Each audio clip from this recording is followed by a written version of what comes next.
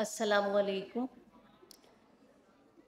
I feel great honored and feel pleasure to be here to address the esteemed faculty, Principal LCMD Professor Naveed Rashid Sahab and other guests, and especially the undergraduate students who have shown and showcased their beautiful poster presentations and have shown their interest in their research. Basically अभी मैं यही बात सोच रही थी कि डेंटिसरी में इतनी ऑर्गेनाइज्ड रिसर्च प्रोजेक्ट्स बहुत सारे मेडिकल और प्राइवेट और public sector medical and dental colleges में जाना हुआ, लेकिन डेंटिसरी के फील्ड में इतना ऑर्गेनाइज्ड पहली दफ़ा देखने का मौका मिला है।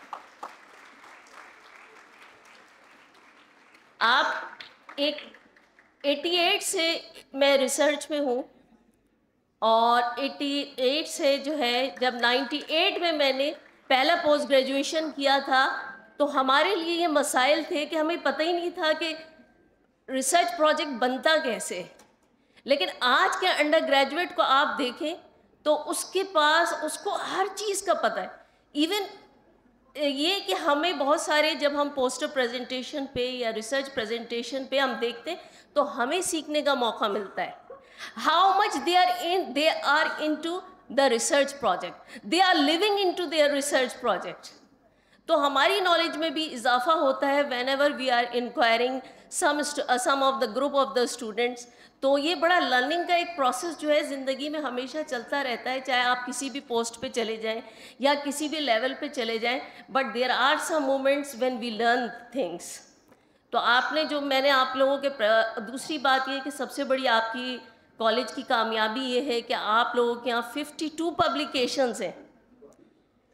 This is your achievement and this is not the only achievement, this will be a continuous phase of your achievement.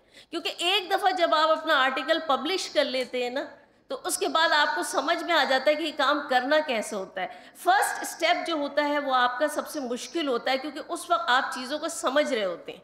जब मैंने पहली दफ़ा जब पोस्ट ग्रेजुएशन किया फिर उसके बाद दूसरी दफ़ा, तो मैं कहती हूँ कि मेरा एमफिल बहुत मुश्किल था, पीएचडी बहुत आसान था।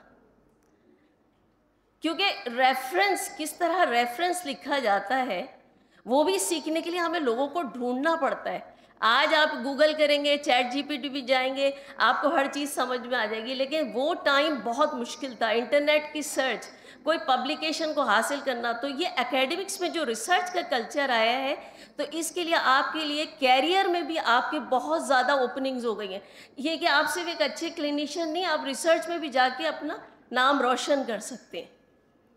तो बहुत मुबारकबाद के मुस्तहिक हैं तमाम लोग जो यहाँ पर मौजूद हैं, ख़ास तौर पे हमारे स्टूडेंट्स और प्रोफेसर नवीद रशीद साहब जिन्होंने डेंटल में कहते हैं he is the trend setter. मेरे ख्याल से कि उन्होंने डेंटिसरी में इतनी बेहतरीन रिसर्च की, उनकी तमाम टीम, ऑर्गेनाइजर्स आज की जिन्होंने ये तमाम तकरीब और ये सेमिनार अरेंज किया है, and I am extremely thankful for inviting me here to see this on this auspicious occasion. Thank you.